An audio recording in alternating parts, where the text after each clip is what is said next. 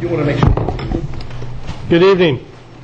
We will call to order the September 10, 2014 preliminary budget hearing of the Indian River County Board of County Commissioners. Boy, you guys are. Please stand. Yeah, please stand. The invocation will be led by Vice Chairman Commissioner Wesley Davis, followed by the Pledge of Allegiance by Commissioner Bob Solari. If there's anyone not standing, please stand. Okay. Please bow your heads. Our Heavenly Father, we thank you for the opportunity that we have today to conduct the public's business. May we use your guidance, your knowledge, and your wisdom as we set forth the fiscal path for this community for the upcoming year. In your name we pray. Amen. Amen. Please join me in the pledge. I pledge allegiance to the flag of the United States of America and to the republic for which it stands, one nation, under God, indivisible, with liberty and justice for all.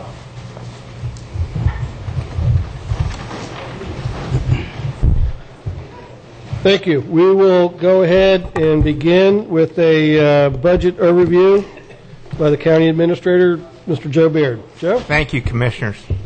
The budget in front of you tonight is a total budget of $259,909,973. That's down $43,308,568, or 14% from fiscal year 2013 and 14. Our total ad valorem taxes are up about $4.3 million in this budget, or 5.8%. However, they are down from the all-time high in 2006 and 2007 by $24 million. In this budget, we've included a net increase of 9 full-time positions, 8 of which are Board of County Commissioners at a cost of $388,055. I would like to point out that we're also down 244 full-time positions from our all-time high of 2006 and 2007, which is roughly 25% reduction. In this budget, we've incorporated a capital equipment replacement schedule, which we had eliminated during the recession. We're adding people in the building department, engineering staff, because we've had an added increase in our permit activity. We also are recommending a solid waste assessment increase to balance the budget. We're also phasing out the utilization of reserves, which we had used during the recession, which is $900,000 in the general fund and $1.6 million in the emergency services district. I will say that our total taxing funds are up $2.5 million, or 1.8%. We've also seen some positive things in the front and the economy. One is our half-cent sales tax has increased roughly 2%, which gives us another $155,528 in revenue. The tax roll, we were fortunate for the first time in years. We've got an increase of 4.5% in the tax roll in the general fund. We've got a 5.4% increase in MSTU and 4.9% in the emergency service district. Also, the state revenue sharing, it increased 6.1%, or $172,639. Our interest earnings have decreased in the overall budget by $479,758. Also, our aggregate millage rate in the budget is 5.5477, which is 4.8% above rollback. No one actually pays this. This is simply a benchmark required in the statute. The general fund millage this year, we're proposing to be 3.3375, which is 5.6% above rollback and 2.3% above the current millage. The general fund budget is proposed at $72,912,258, which is $929,578 above last year's. The MST millage rate that we're proposing is 1.0733, which is 3.9% above rollback and is the same as the current year. The proposed budget for the MSTU is $25,754,976. That is up $771,920 from last year. The transportation fund, which does not have a millage, is $13,642,957. That's up $123,239. Emergency Services District millage is proposed at 1.9799, which is 3.4% above rollback and is the same as the current year millage rate. Our land acquisition bond millage rate is going to be to pay the debt service on the bond acquisition. The land acquisition bonds is proposed at 0.3694.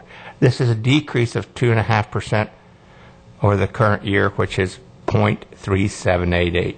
And as I mentioned earlier, the SWID rate, residential rates, are going up. It's going to be $49.96 per waste generation unit, which is 1 ton, an increase of $5.67 or 12.8% from the current year.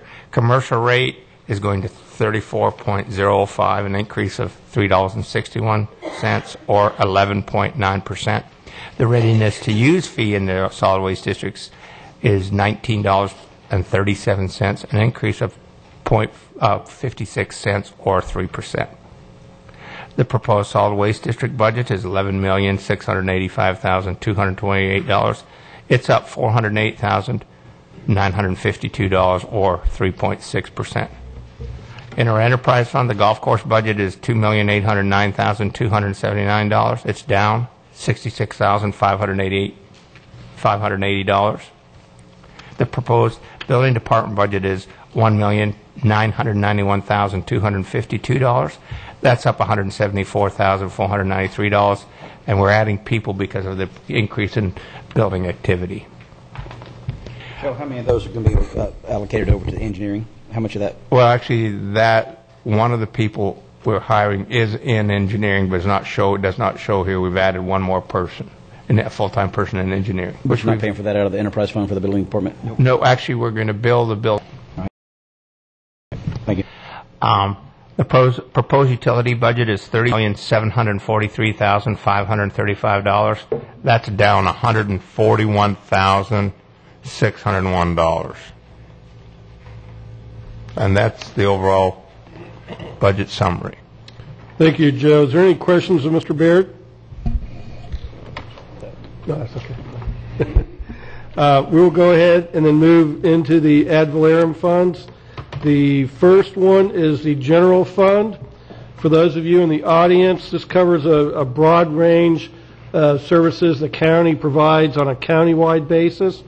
This would cover a lot of our internal operations, such as the Board of County Commissioners, the County Attorney, Budget Office. It covers our libraries, Veteran Services, Parks, County Animal Control. It does cover all of our constitutional officers, the sheriff, tax collector, clerk of court, supervisor of elections, and property appraiser. It covers some of the state agencies, such as the State Health Department, Department of Juvenile Justice, Medicaid, things like that. Economic Development, Children's Services, nonprofit organizations, quasi-nonprofit organizations such as the Senior Resource Association Community Transportation Coordinator, the Gifford Youth Center, the Progressive Civic League of Gifford, the Humane Society, and Treasure Coast Homeless Services Council. So it's kind of a broad coverage in the general fund. And at this point, we'll go ahead and open it up. Is there anyone from the public that wishes to comment on any of the general fund categories? Please come on up and give us your name and address, please. Sure. Good evening. Good evening, Mr. Chairman, Commissioners. My name is John Romano. I'm the CEO of New Horizons of the Treasure Coast. We're based in Fort Pierce, but we have offices in the Fort County area, including Vero Beach. I've been up here before. You guys remember me. I did ask for a 2% increase to our operating budget, which is a total of $5,475. I can lay out for you why I asked for the increase if you'd like me to. We've been through this before, but I'd be happy to address it again and tell you why we need this small increase. So I'm be glad to do that if you want me to, or I can answer any questions that you may have about this request. Mr. Chairman, Commissioner Davis. you know, this is one that originally I had said no to, and but in light of what happened to the McDonald's parking lot, now the SWAT team today, and having a close family member just recently committed suicide, this is one of those things that we're not through it yet for a lot of families. And if it makes anybody feel any better, I'll give you the $5,000, and I'll move to do so at this time. Second. Is that 5,000 rounded, Commissioner, or the 5,475? Just 5,000. 5,000. 5,000. All right, we have a motion from Commissioner Davis. I believe the second was from Commissioner Zork. Joe, the 5,000 will just come from contingency? If you were to do that, I'd recommend you take it from contingency, general fund contingency. Okay, I assume that's part of the motion then, Commissioner Davis, and your second's good on contingency.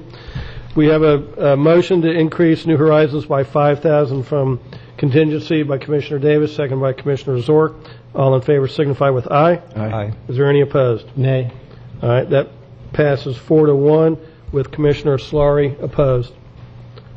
Thank you, John. Is there anyone else in the public that wishes to speak on the general fund categories? Good evening, welcome. Bob Johnson, Carlin Subdivision. The general fund proposed millage rate is 3.3375 and is 5.64 above rollback rate of 31592, which was last year's rollback. I'm proposing that we do not go above the rollback, but we go to the millage rate from last year, which was the 3.1592 millage rate.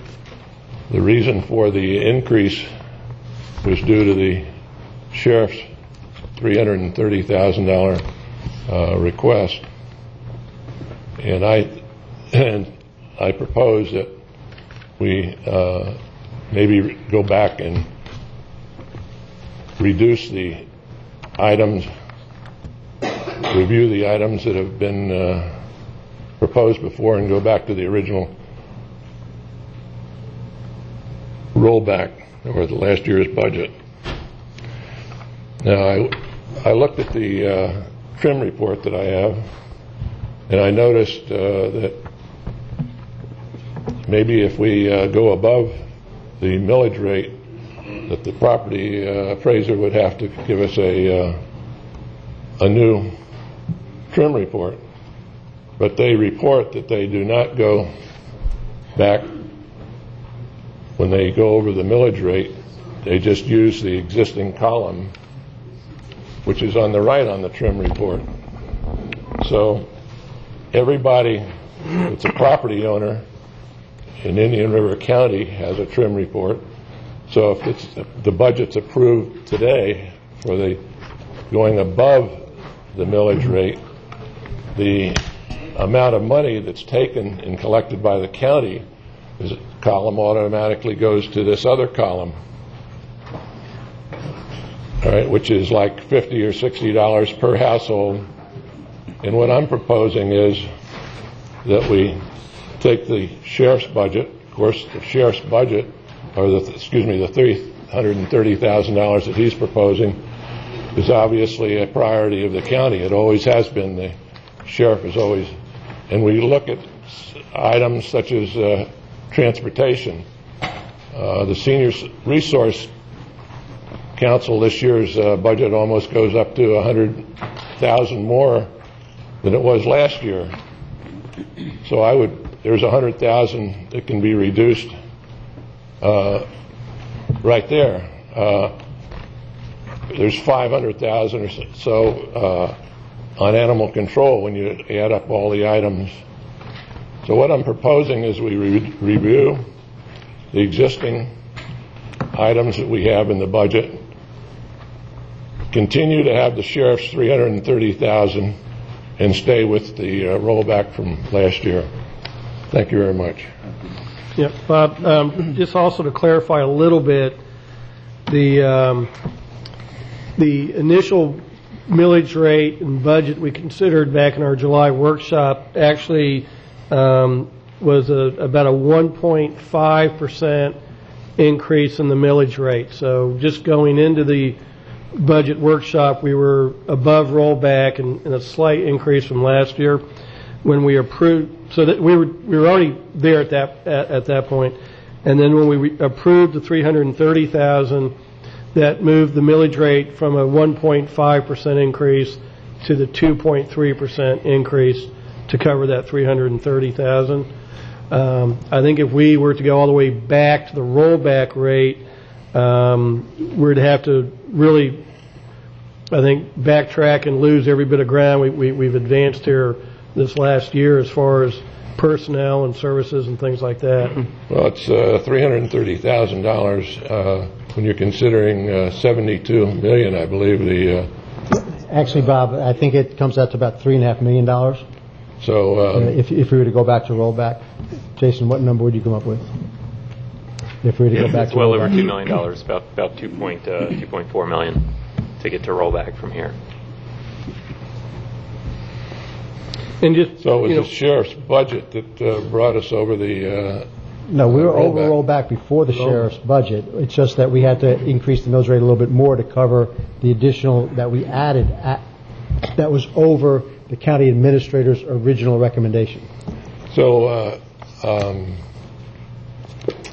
if you went if you went $2 million over, that's more of a reason to go to rollback, I guess, than just the $330,000.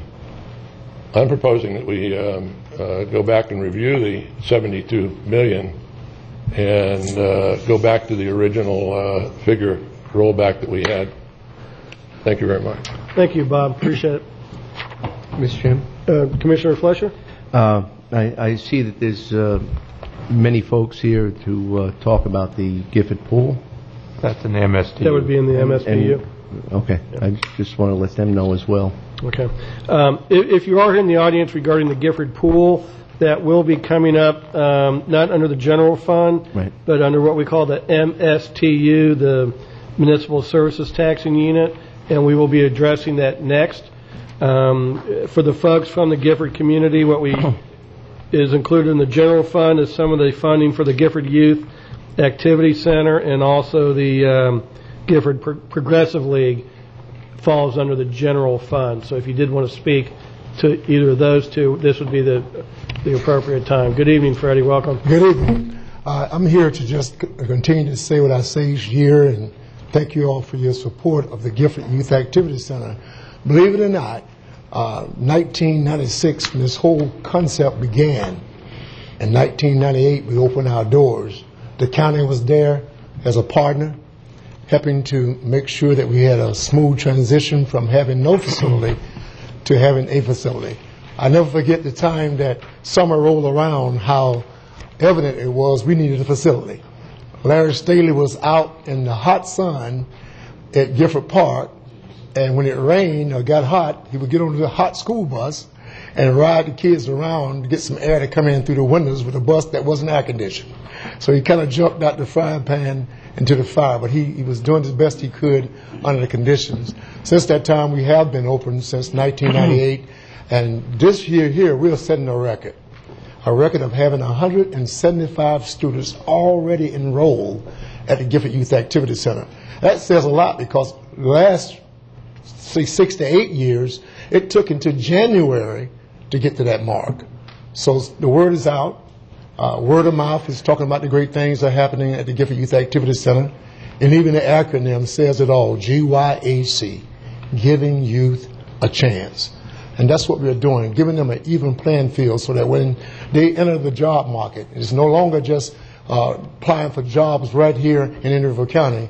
You got people over in Thailand, India, and everywhere applying for that same job. So we must prepare our kids so they are ready for the world market that we are part of now. It's not just local, it's international.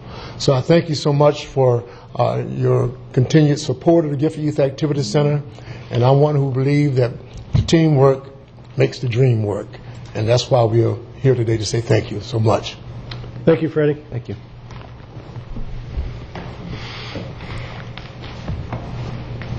Good evening. Welcome. Hello, Joe Adelet. I was coming to thank you on the behalf of the Progressive Civic League for the support. We oversee the community center, and the money assists us in doing the things that we need to do to keep the community center as it is a nice, comfortable place for people to use. And we want to thank you for the continued support. Thank you, Joe. Thank you.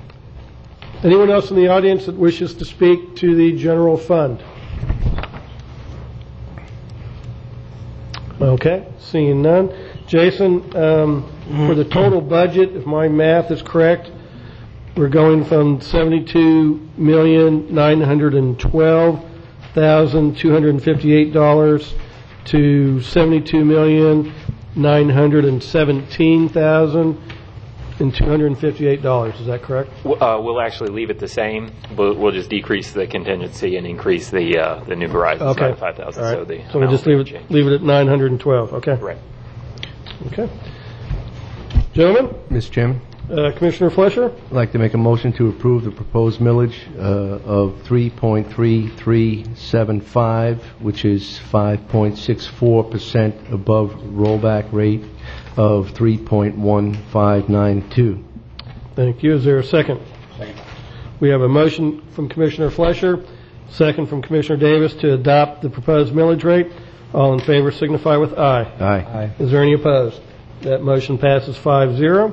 Mr. Chairman, I'll make a motion to adopt the tentative budget of $72,912,258. Second. Thank you. We have a motion from Commissioner Slaring, second by Commissioner Davis to adopt the proposed budget. All in favor signify with aye. Aye. Is there any opposed? That motion passes unanimously. We'll move into the Municipal Services Taxing Unit. This generally is funded, those things, just for the unincorporated county. This does cover both of our aquatic centers, which does include the Gifford Aquatic Center. It covers recreation, ocean rescue, the shooting range, planning development, code enforcement, and then some significant transfers into the transportation and law enforcement budgets. So at this time, is there anyone from the public that wishes to comment on any of the municipal service funds, tax and expenses? Good evening again, Freddie. He's back. All right. Believe it or not, my tenure here in Indian River County has been quite lengthy all my life. And I've seen a lot of changes, and Wesley, I'm sure you too. I've seen a lot of changes in Indian River County. And I never forget a little historical background on the pool. I never forget, we had just opened up the Gifford Youth Activity Center, and I'm sitting in my little office, and the phone started ringing, and I noticed a number on it and picked it up, and there was two ladies from Johns Island, Miss Joan Woodhouse and Miss Nancy Johnson. And they were frantic. They couldn't believe that many drownings can take place in Indian River County without someone doing something about it. And I asked them, well, what do you want? They said, well, number one, and this is just what they said, I want to borrow your gift to Gail. I said, is that a compliment or insult? They said, no, it's a compliment. Because we want you to go around and talk as sincerely and diplomatically, whatever way you can, to let people know we must not sit back and allow any more youth to drown.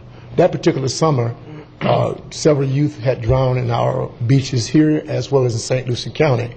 And the newspaper was just beaming with those incidents. So I said, what do you propose? And they immediately said, we propose building a swimming pool that will teach water safety and teach kids how to swim. I'm glad you said kids, because I don't swim, so I'm still a non-swimmer. But if you want to teach kids how to swim, and I thought that was great. And we began to go around asking individuals to donate toward this great endeavor, and overwhelmingly, monies began to come in to build that beautiful swimming pool. However, the Gifford Youth Activity Center knew that was not their forte. It was not their focus. It was not their flagship. But since we had already established donor relationships with individuals in the county, it was quite easy for us to go back to those individuals and ask them, would you mind expanding your gift to include building a Gifford Aquatic Center? And monies began to come in for that endeavor, never, ever interfering with what we did there at the center. And at that time, we met with Administrator Beard and others, and we began to talk about how this pool is much needed, but since it's not under our expertise and monies were needed to complete the pool, we made an arrangement with Administrator Beard to finish and complete the pool, and that we would, upon end, do a turnkey operation to turn the keys over to the county and actually the county become owner of that pool. It's sort of like me when I was a teenager. I didn't care who owned the car. Just let me ride in the back seat. So you owning the pool didn't interfere with our deal to make sure the kids learn to swim. And that partnership has continued to increase and move forward since that time. That partnership is so strong until I feel quite comfortable now, as I did in the past, to come before the county commission and ask that they consider this partnership viable and still moving ahead. But also back in 2008, when we took a look at a downturn in our economy, we knew that we couldn't do business as usual, that something had to be adjusted, that instead of closing the pool entirely, let's come up with a feasible plan that would allow us to move forth in some fashion and some form. And through some discussion back and forth, we began to see that that was possible, especially when we had Commissioner Flesher and others, Captain, I can't call his last name, the captain that helped bring monies in.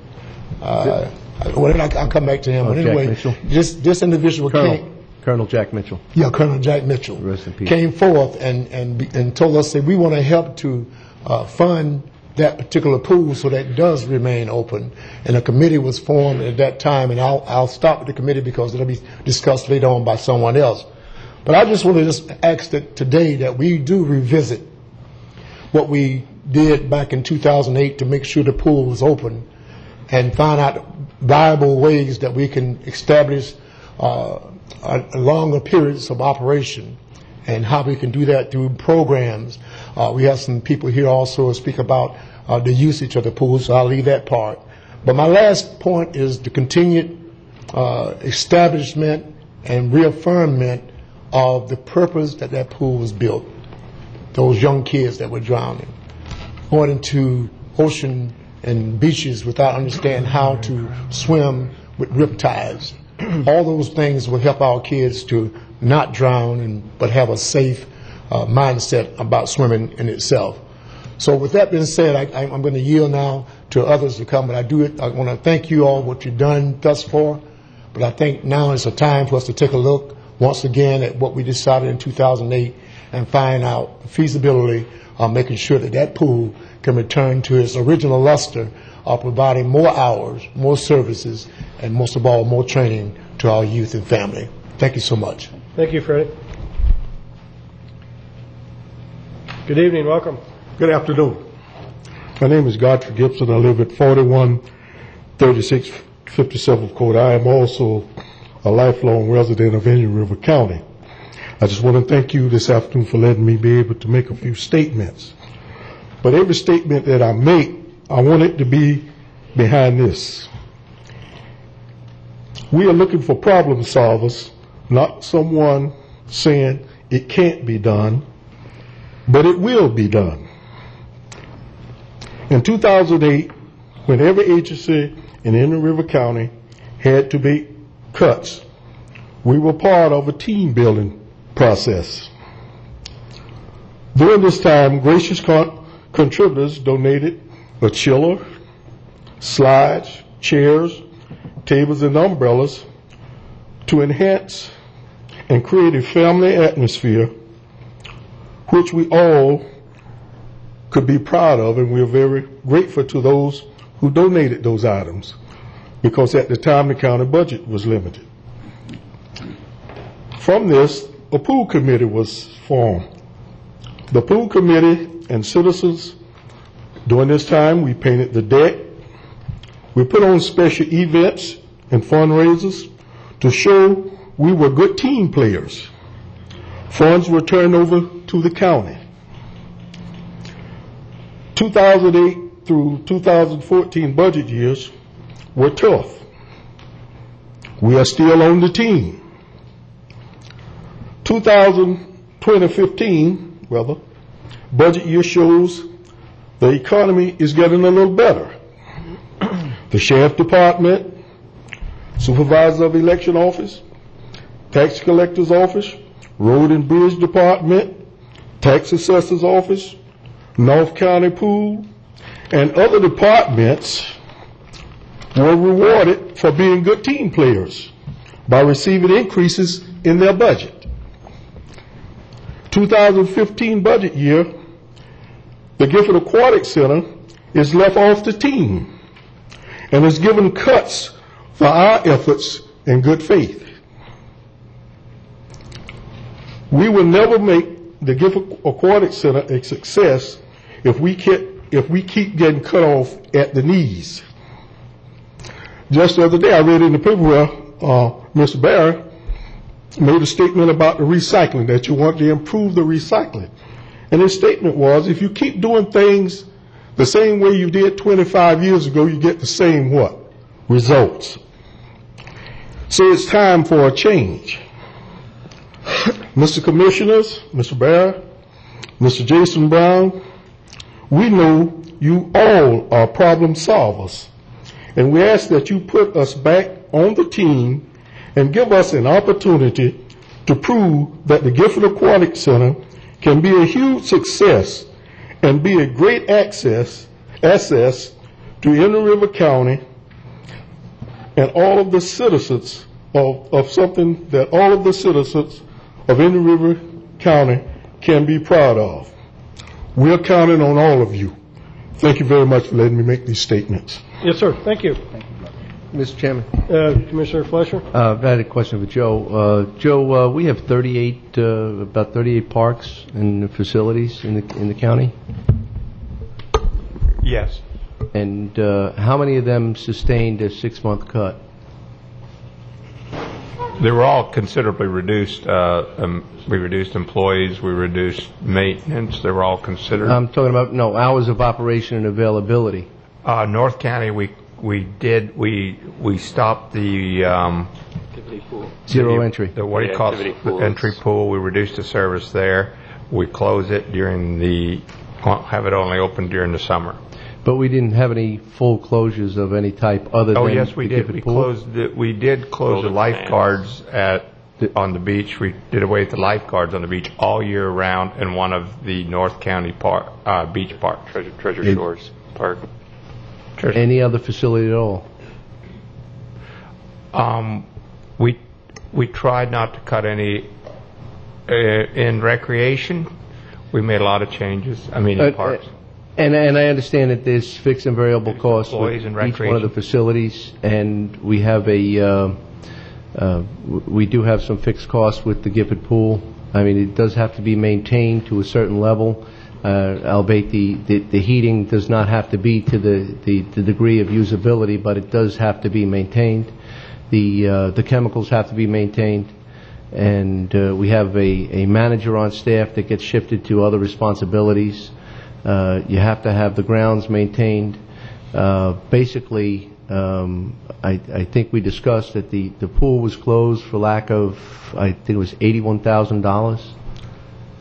Is that correct? It's we estimate, we met with the Gifford Pool Committee a month or so ago, and they had a request for us to cost out what it would cost to open the facility for 45 hours a week during those winter months, October through April. And the total cost was about $87,000 per year, and we estimate about $6,000 additional revenue. So the net is about $81,000 impact on the MSTU fund. And I have had the opportunity to sit down with the committee as well, and in great discussion and great lengths. Again, it seems like deja vu. We're revisiting back 4 years ago when we had to ask about the pool. I had to go to other sources to get some help for the funding for some of the programs. The committee has suggested many programs. They are diverse, and I believe that they are supported, and they will support community involvement and spirit. And I just don't know how we can say, let's just close the pool for 6 months when they have plans to go forward. And I believe that the closure of the pool is only going to alter the effectiveness, the likelihood that the programs will be of any success or value, since they are of a sojourn nature as opposed to a full year's nature. I think that, for lack of $87,000, 6 months is an awful long time to pale upon the citizens, not only of Gifford, but all of the community, because the Gifford pool is not the Gifford pool. The Gifford pool is the Indian River County pool. It may have a name, but there are many people that go to the pool, and I think with the addition of the new signs that are moving forward, there will be more people being aware of the pool and wanting to go to the pool. And I think it's tragic to have such a diamond be put in mothballs for such a long period of time.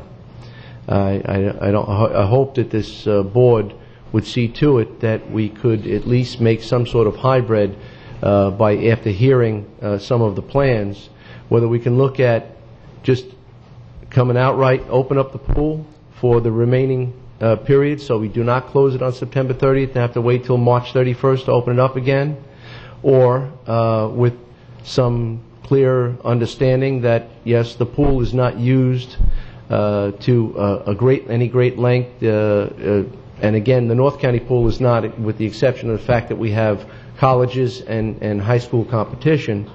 That we don't have that benefit in Gifford, at the Gifford pool, but we do have citizens that use the pool. I see representatives of Special K and many groups that are meeting at the pool and utilizing the pool, and I just think it's tragic that we cut out the Gifford pool.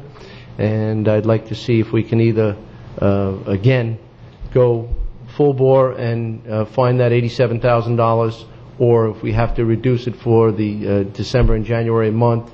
I believe that after just a casual look at the fixed and variable costs and what we're doing with the employees for about $50,000 to $55,000, I think that can be achieved. And I think the Gifford community, the Gifford team that was met as a group would agree that they could make that work. So I just don't know if there's, I hope there's some interest in supporting moving forward with maintaining the Gifford pool to be open. I'd like to point out that a lot of the pools in other counties are closed during the season, during a lot of the year.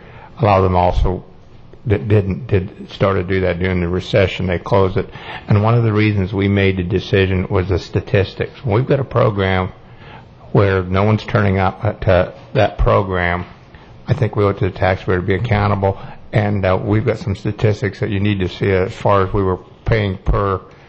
The commission asked us to do how much it cost us per participant, and we looked at that, and when we looked at the participation level being so low during that time, and that's what other counties did, and I think, and their pools are not open. The only reason the North County pool is open probably wouldn't be, it's because it is a competitive, we have competitive teams come down and use it. They can't do that in Gifford because they didn't make it an Olympic. It's short in the design, which we were not involved in that decision.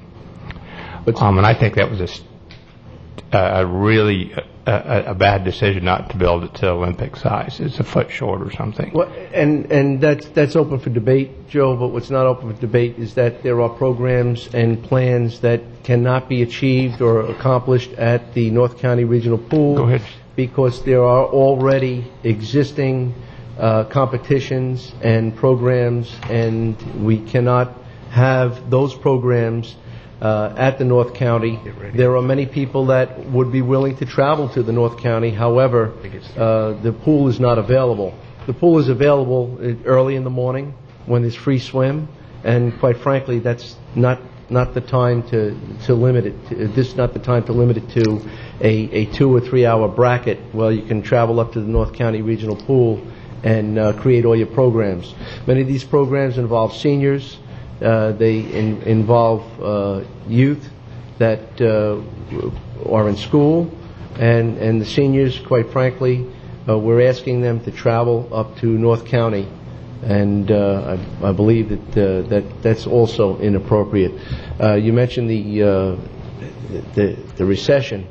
I get it on the recession, but if the recession is going to affect the Gifford Community Pool, then it's also, or the Indian River County Pool that happens to be in Gifford, then it needs to affect all of our programs. And we took great pride in saying that our programs were not affected. You've done an excellent job to ensure that we've maintained the services that others have failed, that others have closed because of your strategy and our commitment. And I believe that we've been able to accomplish that. And I believe we're falling short by closing the pool for 6 months. So I realize I won't be making a motion until the public hearing is closed, but please anticipate it. May I speak? Yes, sir. To Mr. Blair, comments. It's just like if you go to a grocery store. You start going to one of the grocery stores and you get accustomed to going to that grocery store. Then you close that grocery store for 6 months and you start going to another grocery store. You're probably never not going to go back to the other grocery store. So this is our point. We've had a lot of people. Just the other day I was there at the pool. 3 ladies came up with their families. It was 12:30, but the supervisor had to tell them the pool did not open up until 2 o'clock. So if I come and I'm accustomed to coming to that pool for 6 months, and then you tell me I got to go to the North County pool, our numbers are never going to go up, and I appreciate your comments, Mr. Fletcher, that we're never going to establish any clientele or any program that's going to be substantial, because here again, we were team players from 2. We did everything we possibly could to show that we had good faith. And all we're asking now, instead of someone telling us it can't be done, let's find ways that it can be done. You know, I looked at the article in the paper this morning. You know, the study's going to be good. But I'm weighing with all this. This is my tax dollar too. You know, and I know we can, all of you all as problem solvers, and I know we can find this. It's not a huge problem, that we can make this, and we're willing to get out there and work. We have worked to make this a success, but we're never going to make it a success. We keep chopped at the knees. So again, I'm pleading with you, let's not look at the way we can't do it. Let's look at some things we can do. And we met with Jason and his people, and we didn't ask for the pool to be open on time. We got special things in ours that we're trying to cooperate to keep the budget down, so we would have an opportunity to at least keep it open during some of the hours during the 6 months. So once again, I'm pleading that let's look for ways to do it and not ways that we can't do it. Thank you. Thank you. Anyone else? I guess on that, let's just look at December, November, and September. And looking at those, what was the hours of operations as far as at that time back in 2008 and 9? Because I really do not remember. That's been so long ago. I think we were 1:30 to 5 o'clock at that time. And it was in the afternoon. Okay, and then so what is it, April through August? What were the hours of operation back in 8 and 9? April through August, they're currently 9 through 6, 9 a.m. to 6 p.m. on Monday through Friday, 9 to 5 Saturday, and noon to 5 on Sunday. And what are our hours of operations right now for the month of September at the Gifford Pool? 2014. Those, I think they're the same. Same as Hours, those are the current. 9 to 6? 12 through 5 on Sunday, 9 to 6. 2 to 5 every day. Right, yeah, after August 16th. I'm sorry, the hours come down after August 16th. School starts. Right, and some of that's a staffing issue. Jason, could we look at perhaps a hybrid schedule of, say, 10 or 10:30 till 5:30, which would allow some of the programs to exist. The schools are closed at 3 o'clock. We can have some activity to a certain point, and where it would be minimalized to 7 hours a day.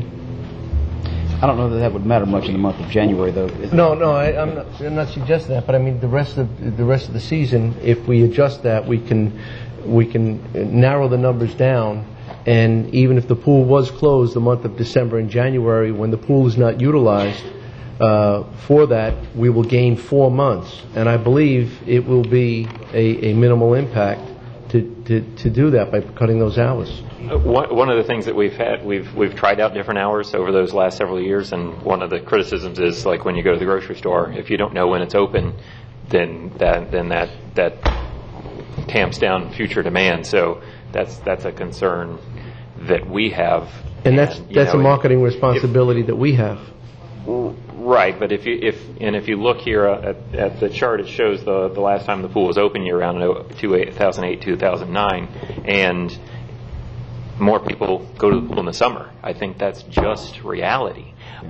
Sure. I don't think people want to go to the pool and hang out and swim when it's 56 degrees out and the water temperature is 60 degrees or something like that. So there's always, it's just that allocation of resources, So, and what we've done during this time is we took Larry Staley, who's, in charge of that facility, and in those off season, he's doing things with the football program, coordinating the football program, things like that.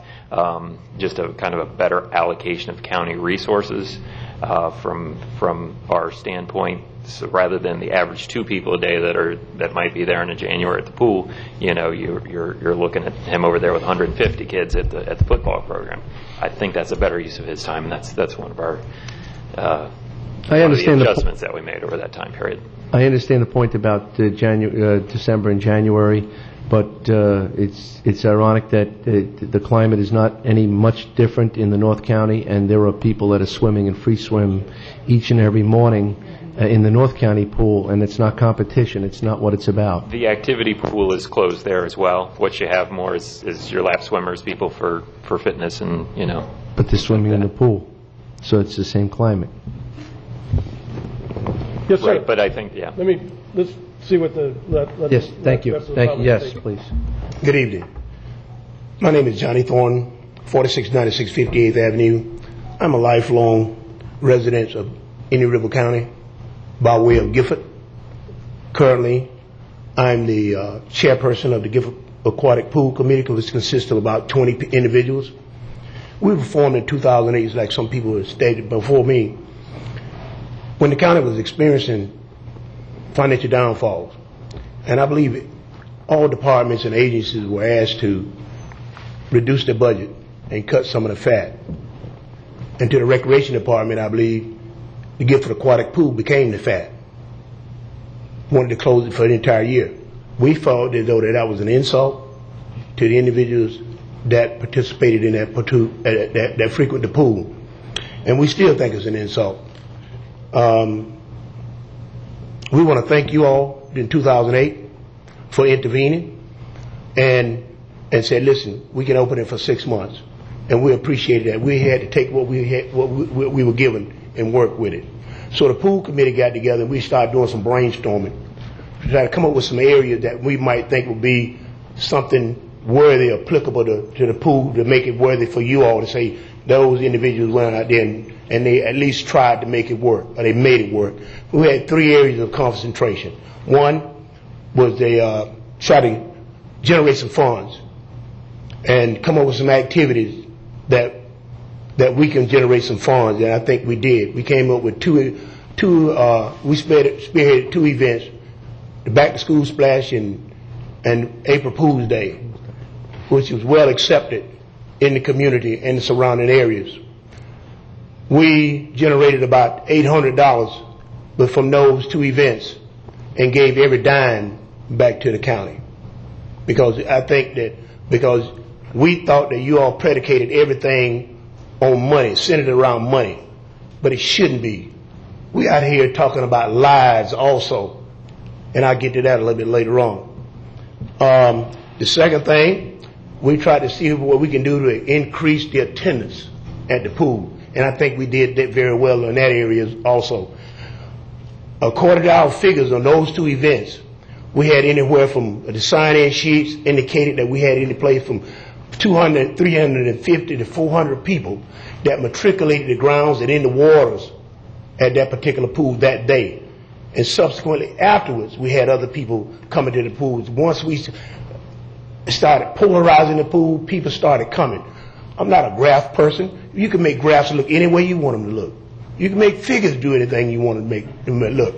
But let's get real. We're talking about lives and opening in the pool for 6 months for the entire year, depriving the people of the surrounding area the use of the facility, a great facility that we have, going to sit dormant for 6 months.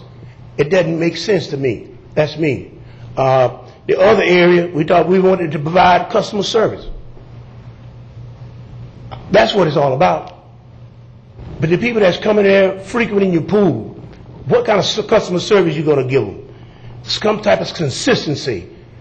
We can't do that now because we're closed 6 months. What kind of consistency is that? Right now we're operating on, for the September, we're operating on 18 hours a week. Our people are always in limbo. They never know our hours or anything. It's so inconsistent. And these are the type of things that we're looking for now. With that being said, we still think that it's a travesty and an injustice by not allowing the people to continue to utilize the pool on an annual basis. And we're asking, and also you're depriving the youth of our community to swim in a decent place under the supervision of licensed lifeguards, certified lifeguards. Learn how to swim under certified instructors. And I vividly remember one day in doing our event, we had a young man in distress, was drowning in the pool. And if it hadn't been for the alertness of that lifeguard, that young man wouldn't have been here with us today. But thank God he's still here. And that was because that it was supervision. Unlike the 50s and the 60s when I was coming up, we didn't know anything about the devastation of a hurricane. We didn't care as young boys. But what we knew that came with hurricanes was the enormous amount of water. And that's what we were looking forward to. And when the water hit, the canals would swell. And they became our swimming pools. We swam in the pools without a certified lifeguard. We swam in the pools and tried to teach each other how to swim without certified instructors. But the result of that was we lost 2 people to drowning during our time. So those 2 individuals probably would have been still living in Indian River County, being taxpayers and so forth, but their lives were cut short because they didn't have the access that the kids have now in the pool. What were we saying? For 6 months, the other kids now have to wait until the hurricanes come and get in the canals? And we have a beautiful facility like that? And it's just going to waste. The pool now been closed for a total of 3 years. And I can tell you, some of you probably say 3 years. Yes, and that's what I was saying, that you can make figures do anything they want. There are 12 months in a year. We've been closed 6 years. 6 months times 6, that's 36. 12 into 36 go what? 3 years. We've been closed 3 years. So we submitted a plan to, I believe in going protocol. We submitted a plan to Mr. Brown and Redstone and some of the others there. We submitted a plan how we can make the pool work for 6 months, those additional 6 months. And they took the plan, and I think we shared the same plan with Joe, Commissioner Fletcher, and it was outlined. And we gave that plan to Mr. Brown. Thank you, Mr. Brown, for taking a look at the plan, and which requested additional staff, abbreviated hours, 45 hours a week, where with flexible hours, so we will be able to give to the county, the department, our hours. We know how the pool, the people that frequent our pool, don't come and give us hours and we want you closed at this time. We want to be able to stick our oars in the water and lead and say, this is what we need. This is what we're going to do for the 45 hours. And we're looking for you guys, you commissioners, I'm sorry about that, you ought to give us, to be trailblazers for us. To say, we're going to make this thing work. They have a plan. We're asking you all to take a look at our plan. This is the plan that you submitted back in 2008? No, this is the plan we just submitted in July of this year. Okay. And Mr. Brown knows how we can utilize those hours. And they make sense. And now we're asking you to give us an opportunity to show you that we're worthy, that we can make it work. And I'm not worried about what transpired in other counties. I'm worried about Indian River County, a place where I've been all my life. Let me ask you a question. I don't remember seeing the plan. So back in July, it's been a long time ago. I'm not saying I didn't get it, but I just don't remember. No, I don't think you have it. Okay. I don't think you have it. That makes me feel better because I thought I was losing. We just my gave it mind. to certain individuals. I don't think you have it. Sorry about that. Do we have a copy of the plan, Jason, that we can put on the overhead just to show the entire board and the general public and the attending public as well?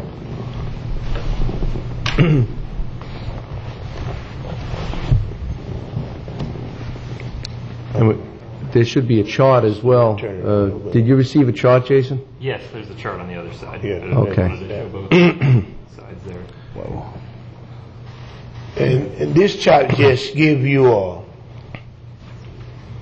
overview of what we plan on doing with the 45 hours a week. Okay, Mr. Chairman, if I may. Go ahead. So, don't ask me too many questions about it. All right, so on this plan, what are we looking at as far as this plan? Did we put any numbers to what this plan would cost? Yes, we costed it based on 45 hours a week of time, and I think this is the like a potential hypothetical schedule that you would have under that 45-hour time. And how much was it? It's $87,000 was the cost. We estimate about $6,000 in revenue, so the net cost would be about $81,000. So this is the plan that you were talking about. Okay, I thought that was the cost of getting the pool open all the time. No, this is, if you'll notice, the hours are 6 a.m. through 6 p.m. It's a 12-hour gap, and that's why I was asking to see if we can look at it, and if we had to maintain the pool opening, to reduce it, and perhaps if the committee thought through it, where we have a 1 to 3 pool closure. The 1 to 3 pool closure, actually, it's very difficult to have employees to take the 2-hour break without pay and take them off the clock and do something else with them. I suggested that perhaps maybe we start 2 hours later and start at 8 a.m. and where the pool might be a little warmer in any event, and we could eliminate the 1 to 3. We're flexible. Nothing is in stone. It's in stone here. We could, you give us the go ahead with the 45 hours, and we can make it work. And I think we told Mr. Redstone knows that the lifeguards, they will be shared with North County. So we can make some adjustments in the hours. We can send some hours there. And the ones that was scheduled to go there, let them start off here and move elsewhere. So it's flexible. We just wanted to show you what we can do, and all we're asking you for is fairness and an opportunity. Is this, and you're asking for this to be year round? No, sir. That's just from October through March. Just out of pure, that seemed, that's awful cold. Well, to that time of year to do that much swimming, but I'm. In all due respect, Mr. Commissioner, Florida and especially in Indian River County, it's kind of somewhat finicky. Last year, we didn't even have a winter.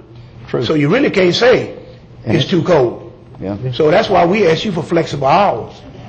And you let's give us the hours and let us maintain the pool. Well, we can't. Unfortunately, we can't give you the hours. We got to allocate the personnel. Well, that's what we're asking. Yeah, but I mean, when we allocate the personnel, it's just like we can't say, okay, here's Johnny Lifeguard. You use him when you want to. No, that's not what we. That's not what we're saying. All right. That's not what we're saying. We're asking you to give us the pool, the personnel, and we'll sit down to the table with the individuals that's responsible and what have you, and we'll work it out. It is somewhat depressing when you can witness all the other agencies and departments come before you all and ask you for raises, and they walk away they ask for hundreds of thousands of dollars, millions of dollars, and they get it. And we're part of the family. We're part of the family. And just think, October is our Christmas. And every October, everybody in the family gets a raise, get different gifts, additional gifts, and here the old sibling gift a pool sits on the side and say, sorry, you get nothing this year. Try to explain that to a child. You can't explain it. And I believe we have money because, thank God, the press honor, I read this morning that you all unanimously approved $39,000 for a NOAA survey. That's only half of what we're asking for. That's half of what we're asking for. What we approve for $39,000 for a NOAA survey. That might be dealing with all aboard Florida, isn't it? It's all aboard. NOAA. That's NPO money. NYC. Okay. That's NPO money. My accent sometimes. Yeah, that's all right. Yeah. Sorry about that. And I just want to pose 3 questions to you all. What is the price on a life of a child in the Gifford area, in the immediate surrounding area? What price would you put on my grandchild's life that's attending Highlands Elementary in the 2nd grade? What price would you put on your child or your grandchild's life? And I hope the unanimous answer would be, it's priceless. And all we're asking you all for $81,000 to save a life.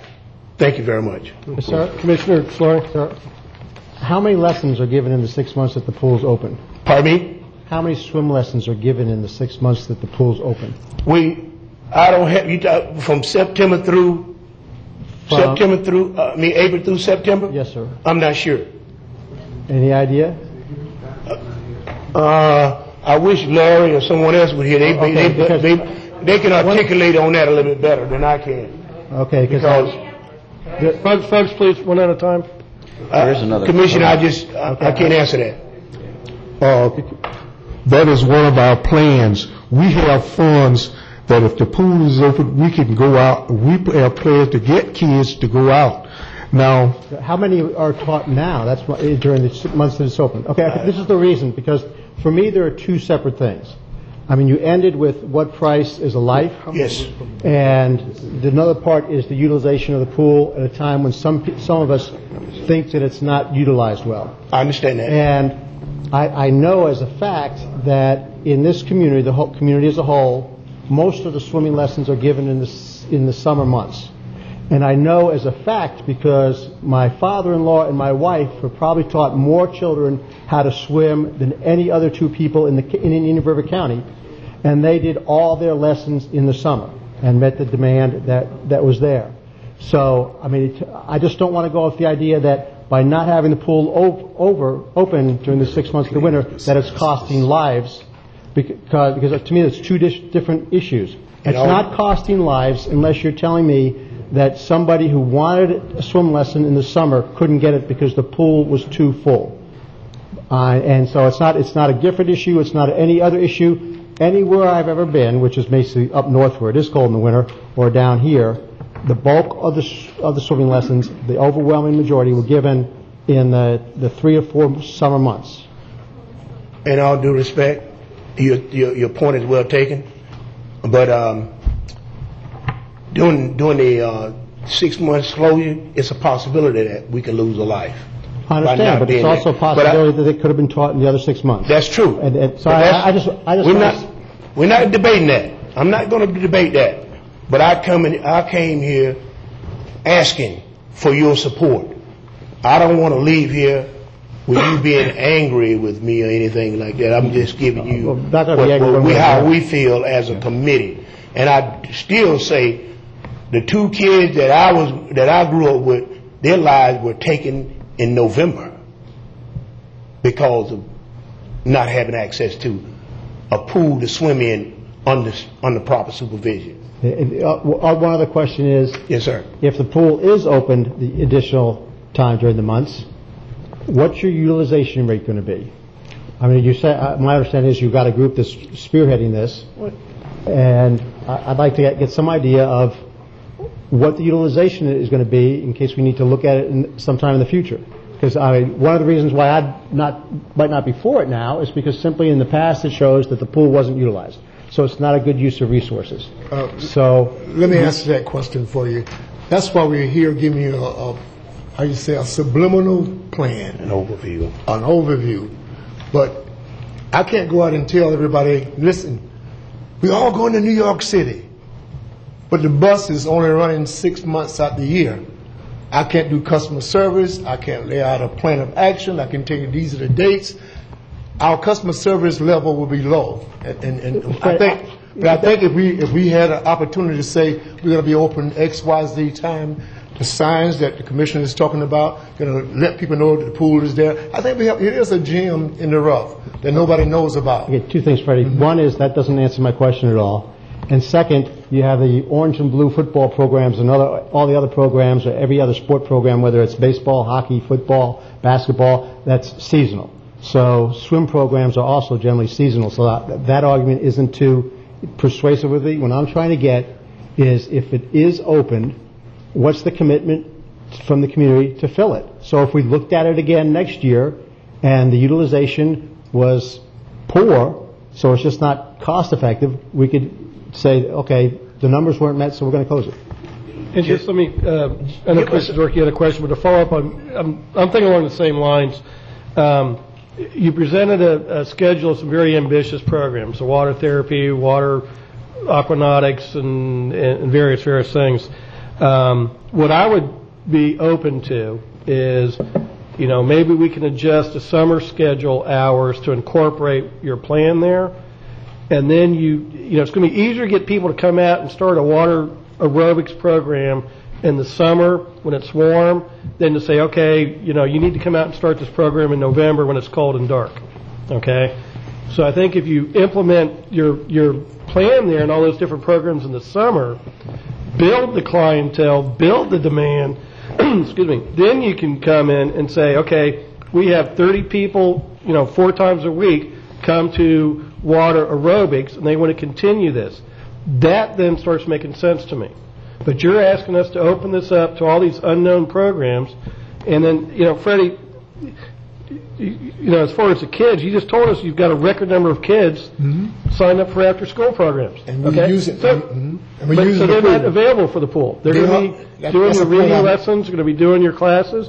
They're going to be doing the after-school programs. So I would say, I'd be willing to work with you to schedule the hours to implement that plan during the summer and build a clientele, build the documentation that says we need to carry this further through the year. But to your point, to throw that in there now with not a proven track record, I'm not. But to your point, yes, we did that. I wish we tonight have brought the figures. I thought the teaching instructor would be here tonight with the figures to show. I don't know her name. Is that Valerie? I wish because we had a program. That's why we feel so ambitious, because we have instructors there now that we didn't have before. And she was showing us how we can do things without money. It's just bodies are willing to give their services to show that it is workable. During the summer, yes, we had 200 kids at Gifford Youth Activity Center that migrated over there for those trainings. those figures. So I'm right in line with that. I was trying to say to you, Commissioner, you missed me. That we do have a track record. I wish we had brought the documentation, had the documentation to show you that it does work. And they did it without monies, and they were showing that it can be done. So we were on the same page. Just a different book, probably. I'm sorry. Well, and I would like to see that. Okay. I would like to speak about the very issue that you're talking about, because some of the seniors are here. My name is Crystal Bourgeois, and I live at 8 Vista Garden Trails. Some of the seniors here will remember when Larry started that aerobics class, and many of the people who were injured came to the pool and were getting healing as a result of the exercise. But the program had to stop because 6 months set in, and when he started again next year, they didn't come back. If we had been able to continue the program, then that program would still be in effect. So it's not just that you want us to start in the summer, but we're asking you to give us a chance to pick up where we left off. Because by you closing the pool, those 6 months, you cut short activities that were going on. And as it's been pointed out, when you're going to a certain place all the time and that's interrupted, then you go someplace else or you make other plans. One of the things that we've done, I wasn't going to speak about this, but just to talk about pool usage, we just added to the Gifford Youth Orchestra a senior citizens program. And some of our seniors here are a part of that program. And our program is at the pool because we're collaborating with the pool so that there will be more activities there. We could have had the class somewhere else, but we want to be involved in helping the community to keep the pool open for all the reasons that it wants to stay open. So again, as it has been said, by your interruption of our activities and the consciousness of going to the pool, we have to restart that. You want us to wait until summer. We're asking you, no, we're telling you, we really don't want to wait another 6 months and then have to get this energy geared up again. We're ready to go now. It's like driving an old car. Of course, you don't have these anymore, where you had to warm the car up for 15 minutes before you could take off. A lot of us are old, and we have to gear up for that, but we would use the pool. Thank you. Thank you, Chris. Commissioner Zork, you had a question, and then, sir, I'll get to you. He's been waiting a while. I'll do these couple of general questions. Depending on what the outcome of this is tonight, to kind of look at, Freddie, at the kids that come to the Youth Activity Center, do they use a card swipe like Boys and Girls Club, or how do you keep track of the kids coming in? I'm wondering if there's the users of the pool. That's a sign in. Just to sign in? Mm-hmm. Is when people come in and use the pool, do they sign in and also put their arrival time, departure time? Mm-hmm. So you could develop this into a pretty good trackable model. Mm-hmm. Secondly, on the signage, I heard some ideas of some signage improvements, and I know if I want to know what's going on with the football schedule, I tend to just drive by 16th Street, look at the stadium, and see what the upcoming, some of the events are. They have some signage over there. Is even some type of digital signage that would say pool open today 6 to 8 or pool open Tuesday, Wednesday, Thursday, whatever the hours are. So it's something that's, I don't want to say, you could say sign up to an email list and get the pool hours of the pool sent to you, but that doesn't always work. Something that's more of a informational signage that's kept current so people know the hours. My kids like the water slides at North County, but sometimes by the time that's going to close and I get things wrapped up, we get there and we have an hour because of the schedule. So I like later hours in the day versus the earlier, just because of, they like to go at 3 o'clock when they'd get out of school, but, by the time Dad gets home, it might be 5 or 5:30 or 6, and then sometimes it's only open until 7 or 8. That signage is part of that customer service I talked about in marketing. Right. So that people will know. And even going on a step further, along the bank on the north side of the property, the canal, if somehow we can clear the underbrush as we've done it in front of the community center and Gifford Youth Activity Center, so when people pass, they know there's a pool behind there. A lot of people don't know there's a pool back there. And when they finally realize, wow, when did they build this? 2001. Right. So that's what I was talking about. We have to let people know, and once we build that customer service base and get a That'd be great with a sign that shows hours and things like that. And one thing maybe is a way to look at funding this for half a year, doing a mid-year budget amendment if the numbers look like they're carrying through, instead of maybe, if it meets in the middle, is fund half and see what the results are, and then look at funding the second half after we have a chance to take I guess if you did it for half the way our budget cycle goes, it would really be from October till March. The way to kind of take it off in sections instead of making a full commitment. That way we can measure I like the plan idea. For me, 6 a.m. might be a little chilly even in June or July. But that's the plan that the people from the community want. So I'm not going to, if that's what they think works for them, other than that gap in the middle is going to be kind of hard juggling staff around, but being open later might be more advantageous, but that's, for them to kind of work out. But coming up with some type of a blended program to move forward, whether it's the full amount or the half of the amount, to kind of let's do it, see how we do, and then do like we do with other things and do some type of mid-year revisit again. The committee said that they were flexible, Commissioner, and they did say that they would adjust. And I agree with you, 6 a.m. might be a little nippy, but I don't think you'll be seeing too many folks there. But if we looked at 8 o'clock or 9 o'clock, that would probably be a little bit more appropriate, and we could even extend the closing hours by another half hour to whatever it came up to make the 7 hours, instead of looking at 12 hours of open pool. Let me ask you this. That's half right there. What if we, instead of trying to figure out what we think is best for the community in this instance, and kind of along the same lines of trying to build a consensus here, what if we said, okay, starting October 1st in our fiscal year until we open it up in April. So basically it's doing the half that you're talking about here. And it's going to be incumbent upon you to prove to us that, okay, y'all got the need, you got the program, we're going to pick up where we left off after we come through the Great Recession.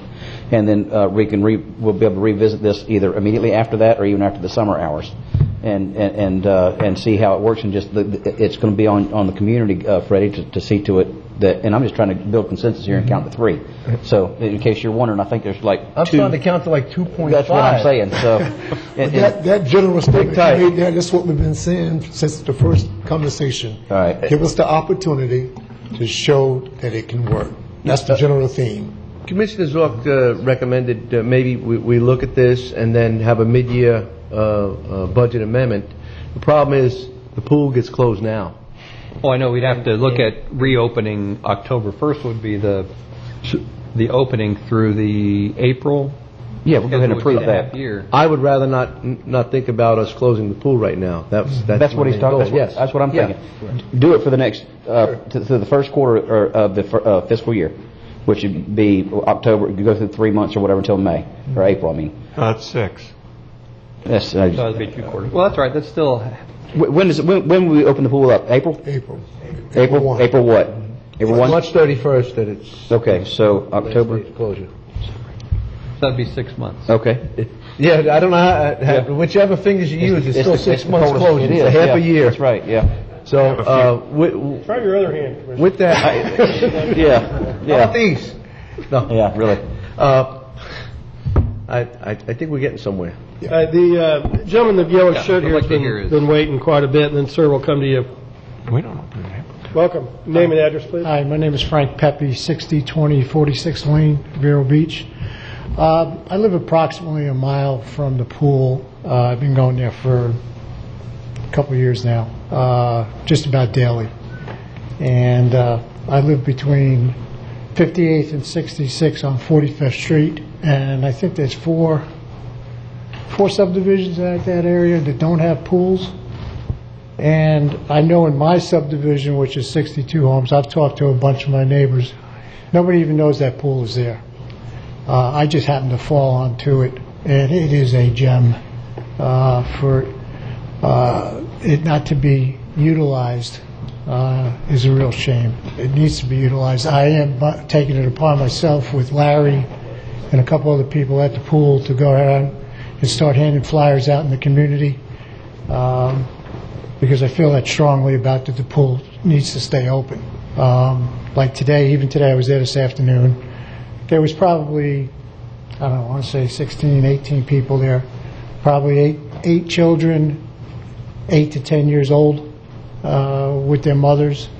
A couple of us that swim laps were there.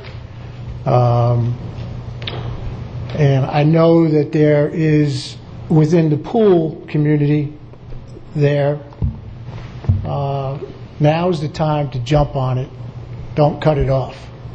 Give us an opportunity to make this work like you're talking about, because there is a sense there that we can do it, and that's it. All right, thanks. Thank you. Yes, Yes, sir. Welcome.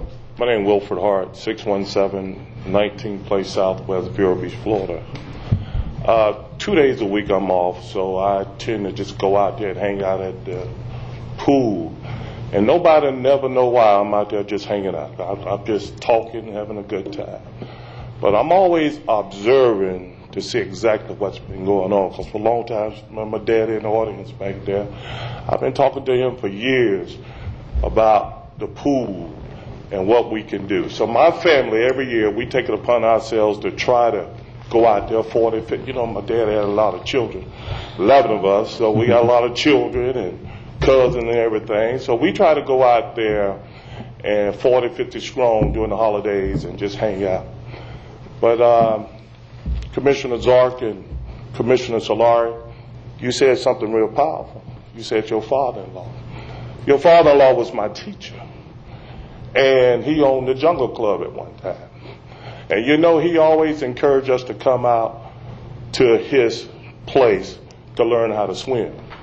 But growing up as a child, my daddy would take us to JC Beach, and he would take us real far out there and leave us and tell us to get back in the best way we can. And then we'd go out to Sebastian Inlet. The same situation, the water was really rough out there. And we had to get back in the best way we could. But today, I am here.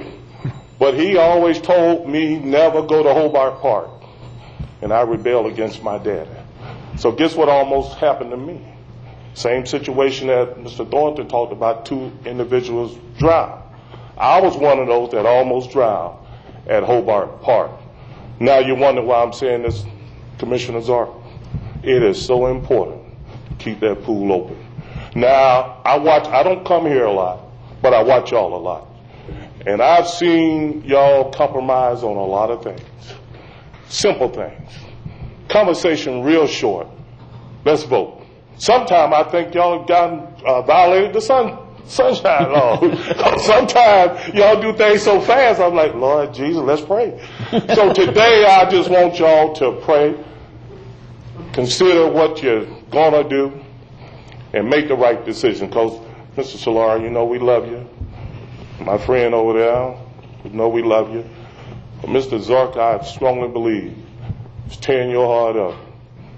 And you're going to say yes today, that we're going to do what we need to do. So we're going to pray with you today. That's as good as I've ever heard right there. I'm here to tell you what.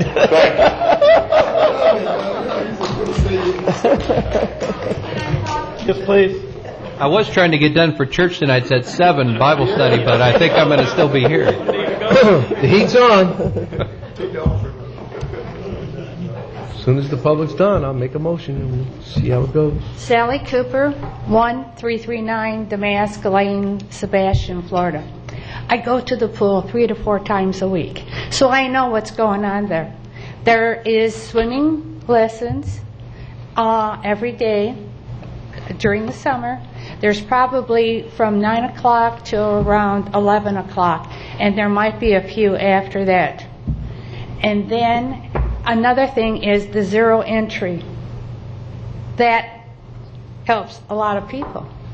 And if we can get that across to more people and go into maybe doctor's offices like chiropractors and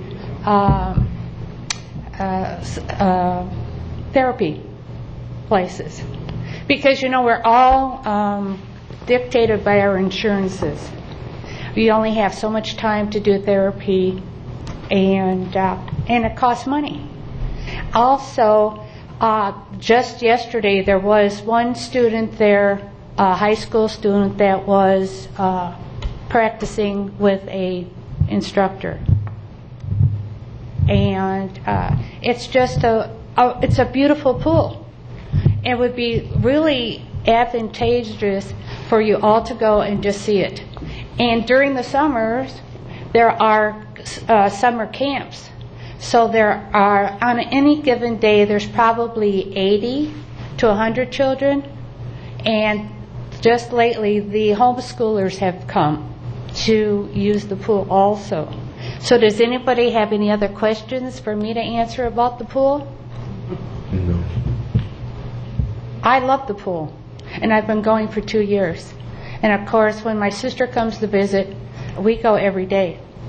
So it is, and you have to find another source of exercise in the county, or you have to pay to go to Christie's, which is $100 for 20 visits, and you have a time frame to do that. So, I mean, it is very cost effective to have this pool open for us. And in this day and age, we're supposed to get up and move, exercise, and be well. Thank you. My only comment, ma'am, it's only cost effective to the taxpayer if the facility is actually used. So with whatever motion is made, I would like to see something in there which has a sort of baseline usage from the community over some period of time. Right. If we're going to fund this a year from now again. I mean, I'm going to take a lot of grief from Joe Baird from this. Okay. Well, But I mean, I'm willing to give it a try for a year. But I want a commitment. I would like to see a commitment from the community that says it's going to be used for, some number of visits per day. Right. So that if it comes back next year and we want to keep it open for a full year, I can justify it to the rest of the taxpayers in Indian River County. Okay. That's Right. what I'm looking for. Well, more concrete hours for the pool would be a big Well, that's the 6 months of usage over the winter that we're talking about, the 45 Right. additional hours. Right. No, but I want to see during that period. I mean, Yes. part of me says that the pool's just never going to be used much during those 6 months. And I may well be wrong. My wife will tell you that I'm wrong regularly. Really? We tell you you're wrong regularly. You just don't listen to us. She's a smart woman. I'm just mistaken. My wife. But I just want to have the comfort of knowing that there's a number there, Yes. which the community has a commitment to meet, and that if next year if I say no, it can be because it's not cost effective to the taxpayers. That's where I am on it. Okay, you all have said that it's cold to swim in the colder months. People have wetsuits. I don't mind you proving me wrong. I'm saying Okay, I don't I'm mind you just proving saying- me wrong. I'm saying Yes. just tell me that you're going to prove me wrong, but tell me how many of you are going to be in that pool proving me wrong. That's all. Okay, I would love to do that. Thank you so much. Just, Joe, it seems to me that here halfway through August, when we go to these reduced hours, any momentum we have, we kind of lose. And kind of in the spirit of compromise and giving this a shot, I still don't think I'm in for the whole 6 months. But could we start September 15th with their 45-hour-a-week schedule and give it 3 months through December 15th? So we'd have to adjust the current year budget a little bit for 2 weeks. And October 1, we'll kick in the new budget and give it.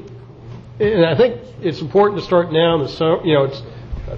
I know it's school started, but it's still so hot to me. Mm-hmm. People are going to be out there. So I think the sooner we engage their schedule, the better likelihood there'll be success, because it's still pretty hot. I'd love to go jump in a pool every afternoon. So I'll just throw out for discussion. I could support starting September 15th, give them their 45 hours, give them 3 months to show, yes, we've got these people that started now, and they continued in October and November, and carry that through. And then we can make a decision 1st of December. We'll look at the numbers, and either we say, no one showed up, or we say, yeah, we'll make an adjustment and go with it. But Mr. Chairman. Yes, sir. I'm back again pleading with you. Don't chop us off at the knees before we get started. We need that kind of time to get our programs in place, build up some plans, and get it started. And you know, wait a minute, listen to me, and I'll be finished. It hurts me to my heart every time we come for something for our community, and I hear the statements, taxpayers' money. Look at me, please. I told you I've been a lifelong resident here. My father paid tax in this county from 1939 until his death. I returned here in 1965. I've been paying taxes since 1965. Now, if you take the taxes off, then I'll donate that towards the aquatic pool. So I am a taxpayer also. So it's my money I'm asking to be shared in my community and in this county. Please, as elected officials, when we come and ask for something, let's refrain from saying taxpayers' money. All these people pay taxes. And that hurts me to my heart when it happens. But if we got 3 months, you chop me at the knees already, because we have some plans that we got to go around. We got to get the people coming.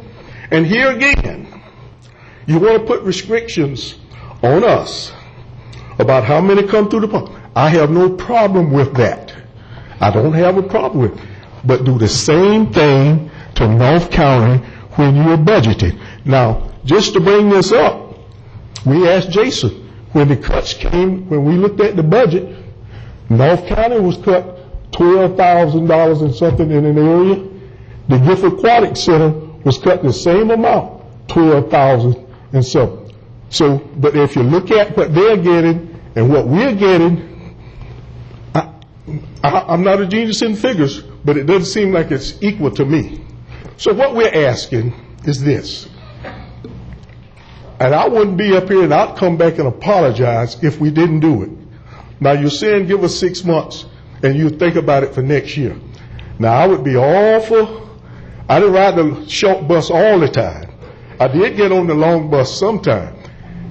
I would get off that short bus and come in here and tell you, I don't want you to fund us next year because we were not successful. And I wouldn't be standing up there asking you to do that if we were not successful in what we are trying to do.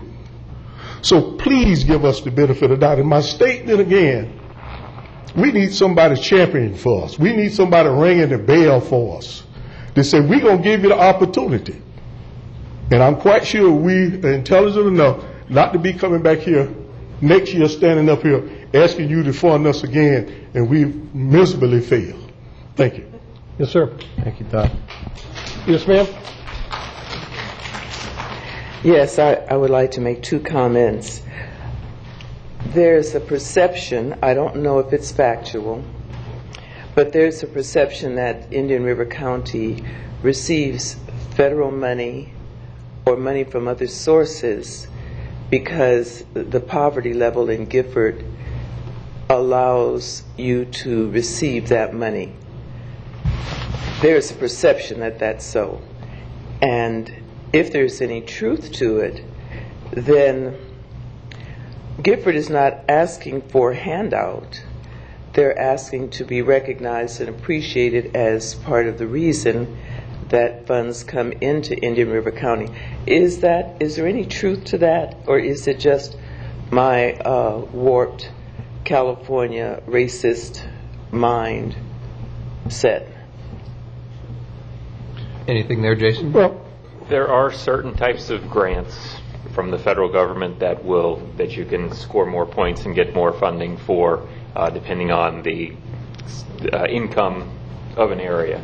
Those grants must be expended within that area. I think it's whenever we get those. Many of the grants are not tied to income. So you mean we can't spend those on the beach and that kind of stuff? Right. CDBG. Right. If you get a grant based on a low income demographic area, you can't take that money and go, whoop, we're going to spend it over here. You can't do it. Well, what if like Fellsmere gets a grant based on their poverty rate and that kind of stuff? Can that go anywhere else other than where? No, it's got to be right there in Fellsmere. Fellsmere gets some things, and they have to spend them where they are too. Did we get any dollars directly related to recreation or any facilities management?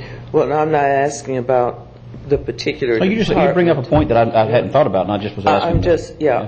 As I said, it's a perception, but if there's any truth to it, and if it's a perception, I think the county supervisors should take that into consideration when you're thinking about the good of the people and the quality of life, because that's a mindset that weighs heavily on those who have that perception.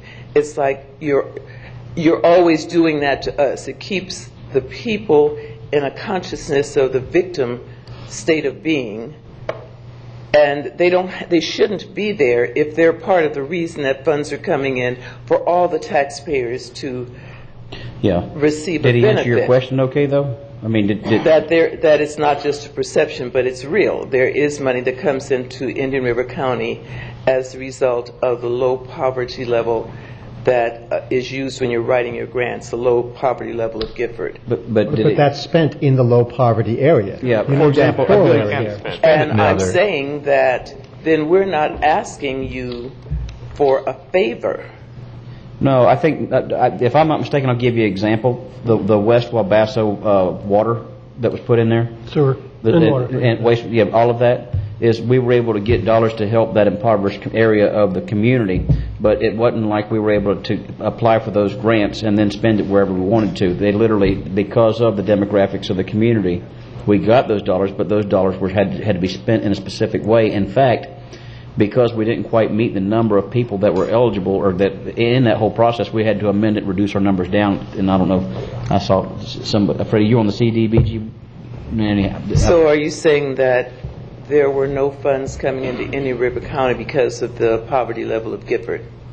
No, I'm giving you an example about whenever we do. No, but that's my question. No, but I'm giving you an example about whenever we do, that it's not like it frees up money that we can spend on recreation or anything like that. They are specifically where they have to go directly back to in that community. So whenever somebody says, well, you're just using us to get money and that money goes somewhere else, that's clearly not the case.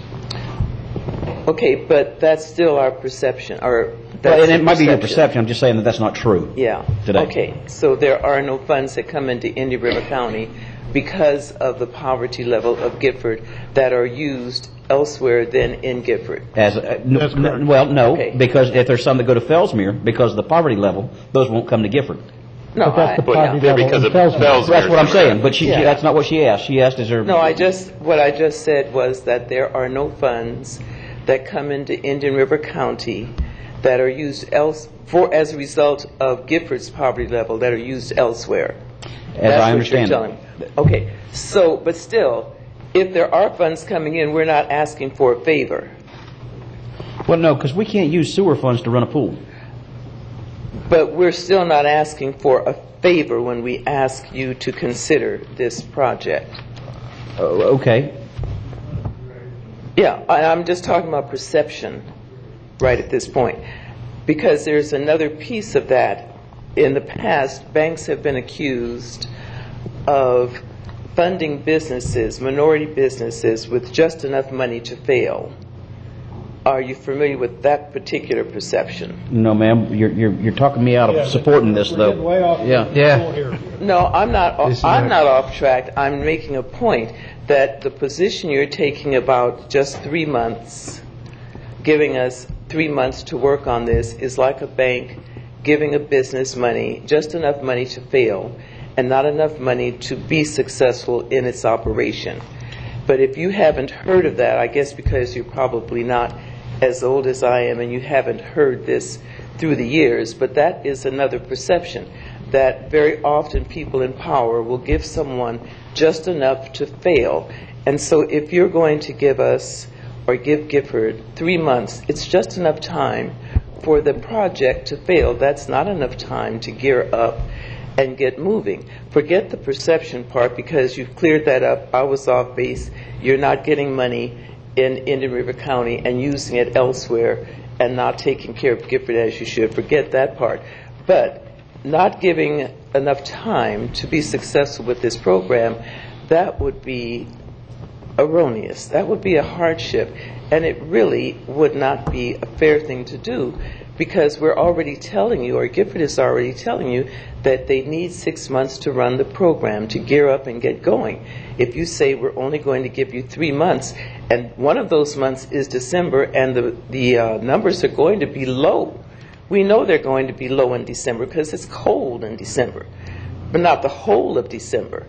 So we're talking about a 6-month period where it's a whole project, not just 2.5 months here and 2.5 months there. So I'm just speaking on behalf of Gifford, asking you to reconsider this 3-month time period that if you Peter remember O'Brien's my talking about. original comment, and believe me, I want you all to be successful. I really sincerely believe the best way for you to be successful, as I said earlier, is to start all these programs during next summer. Okay? When people want to be in the pool, and you document that you have a group that come to water aerobics every third day or whatever it is, and then you've got the momentum to carry you through. But even if we give you 6 months now, you're starting when the days are getting shorter, kids are back in school, parents have more things going on, the kids are going to be playing football and basketball and other recreational things. You're going to start having northeasters come in, you're going to have bad weather setting in. What if we give you 6 months and this winter we'd get a really cold winter, and it's cold all January and February? You're trying to start during the worst possible time to start.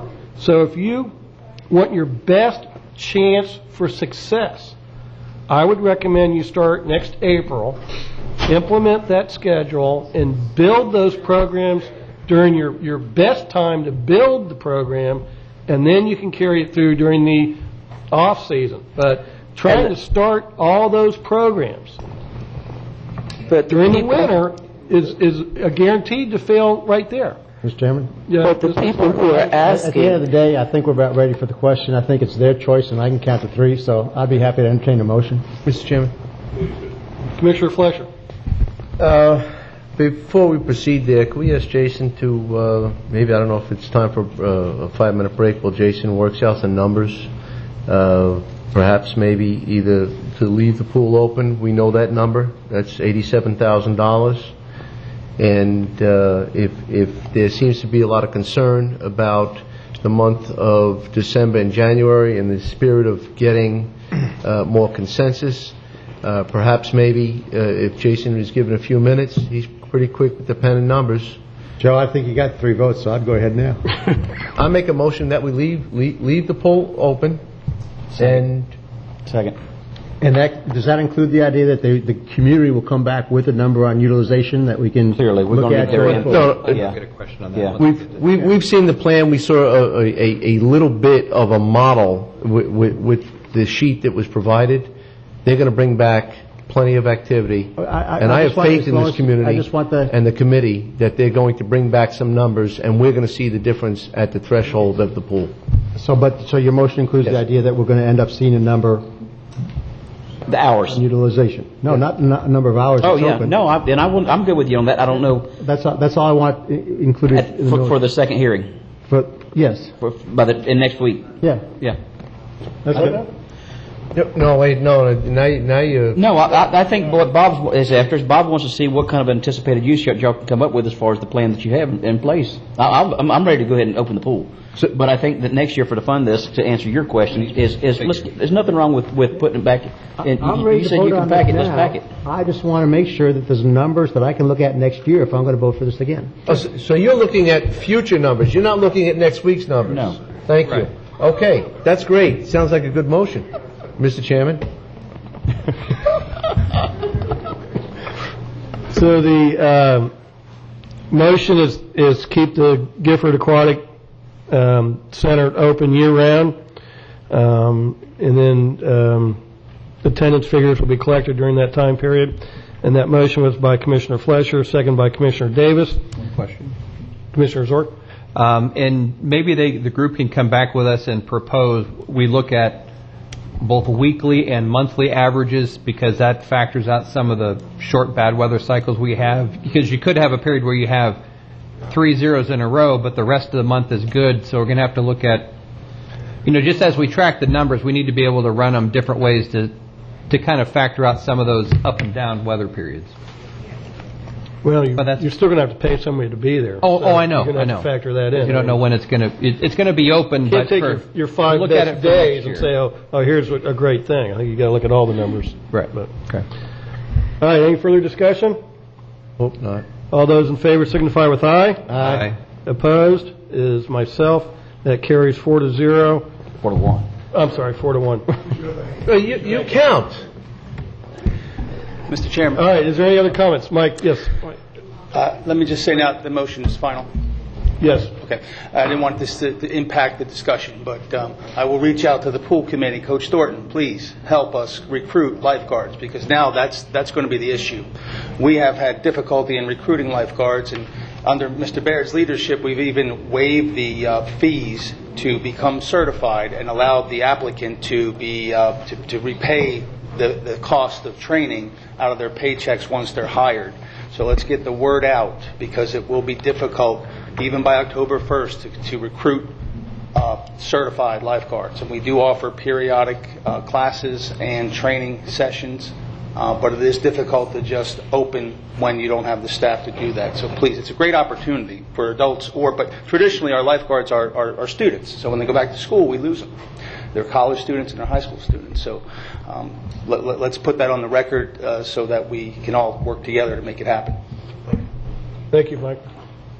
Real quick, on behalf of the pool committee and the residents of Gifford, we would like to say thank you to all the commissioners, and we're going to do our very best to make this work. And we will come back on a monthly basis, a weekly basis, or however you want us to do, and show you the figures. Thank you very much. Appreciate it. Hey, Jason, I think are we going to take this money out of MSTU contingencies is the best way to do this, I think. Right? That's where it should come from. Yes. Is there Getting a half a nod. anyone from the public that wishes to discuss any other items under the Municipal Services Taxing Unit?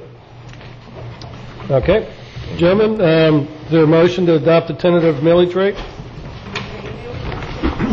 Mr. Chairman, I moved to adopt the proposed millage rate of 1.0733 and is 3.91% above rollback rate of 1.0329. Second. Thank you. We have motion by Commissioner Davis, second from Commissioner Fleischer to adopt the proposed millage rate. All in favor signify with aye. Aye. Mr. Chairman. Opposed?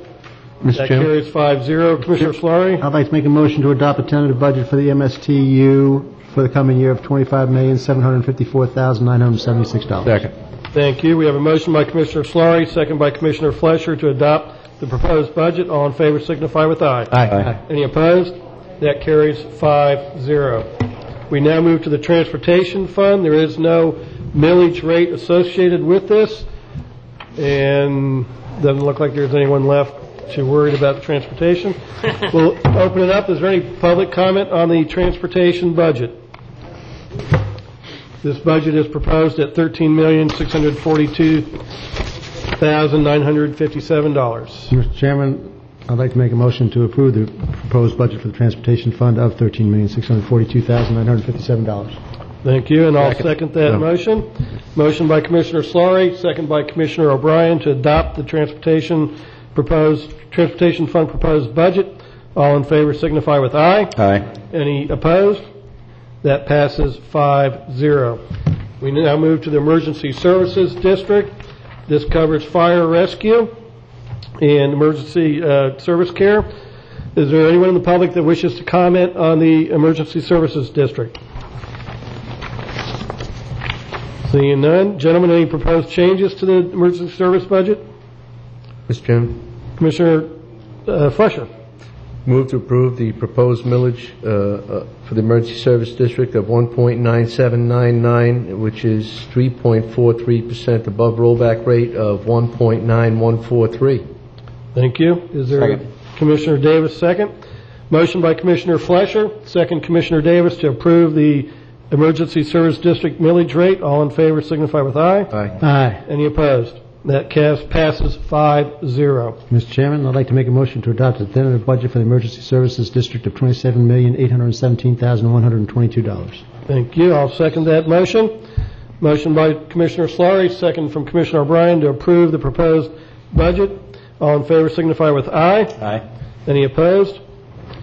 Apparently Commissioner Zork is saving himself for the big one. The street light districts.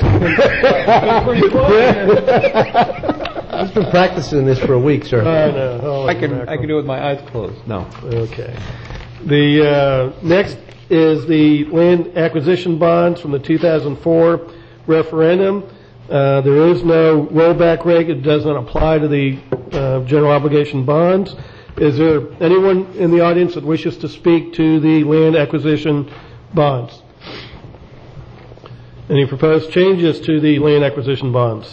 Mr. Chairman, I move to adopt the millage rate of .3694.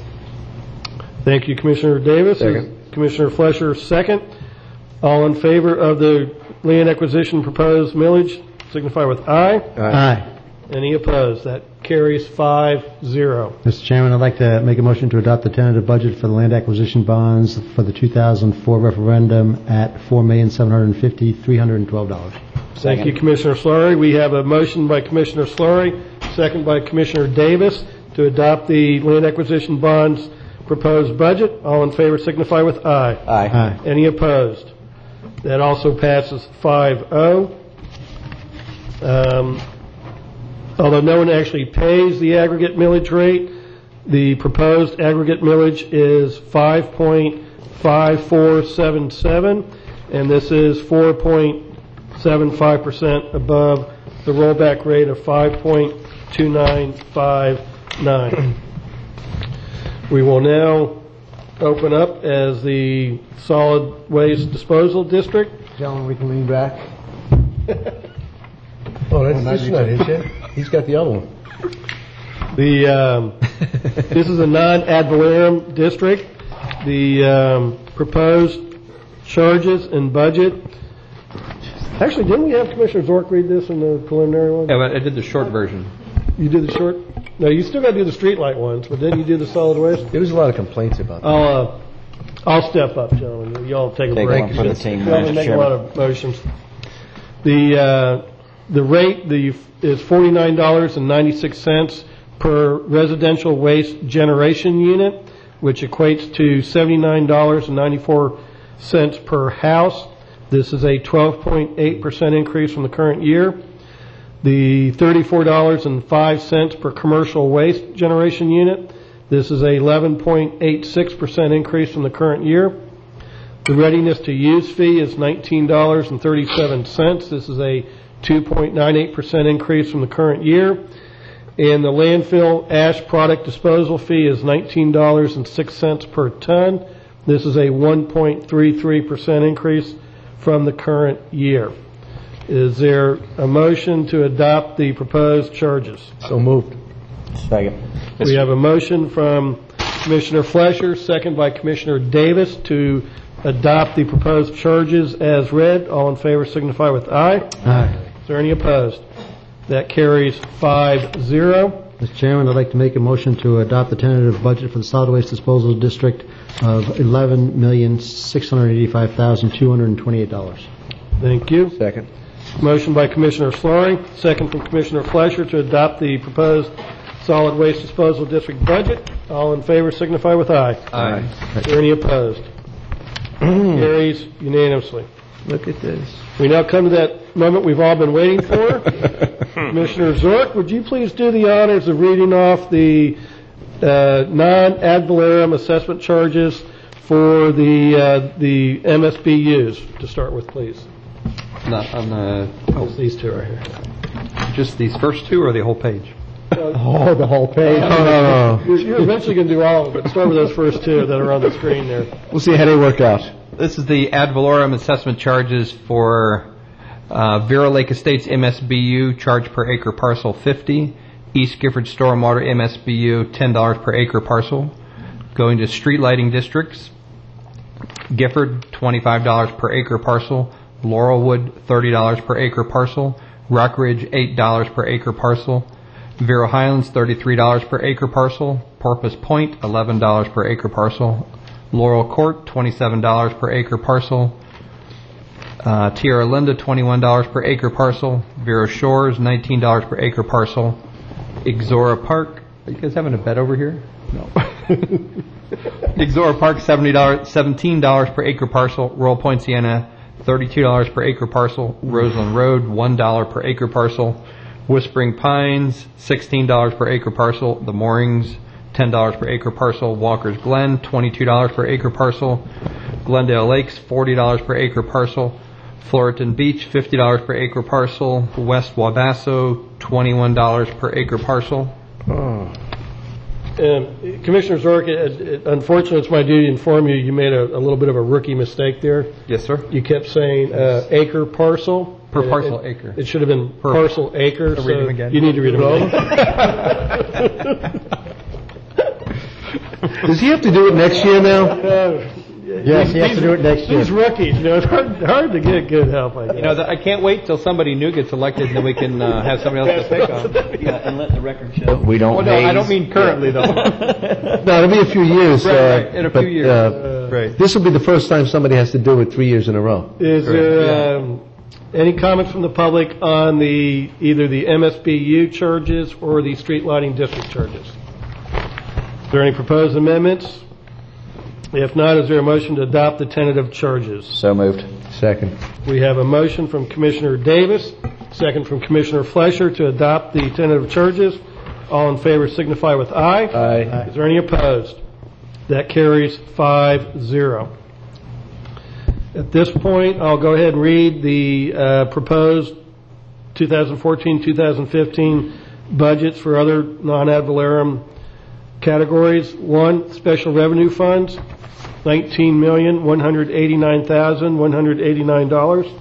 Other debt service fund, $923,400. Capital projects, $15,484,306. Enterprise funds, $43,515,916. And internal service funds, $24,234,309. Is there any comments from the public on these non-ad valorem items? Is there any proposed amendments? Is there a motion to adopt the tentative budgets? So moved. We have a motion from Commissioner Zork, finally, seconded by Commissioner Davis, to adopt the non-ad valorem tentative budgets. All in favor signify with aye. Aye. Is there any opposed? That motion passed 5-0. The final budget hearing will be held at 5:01 p.m. on Tuesday, September 16, 2014, at the County Administration Building A, Commission Chambers, at 1801 24th Street, Vero Beach, Florida. I'm sorry, 1801 27th Street. Did we move? Yes, we did. And with that, gentlemen, there being no further business to attend, this budget hearing is adjourned.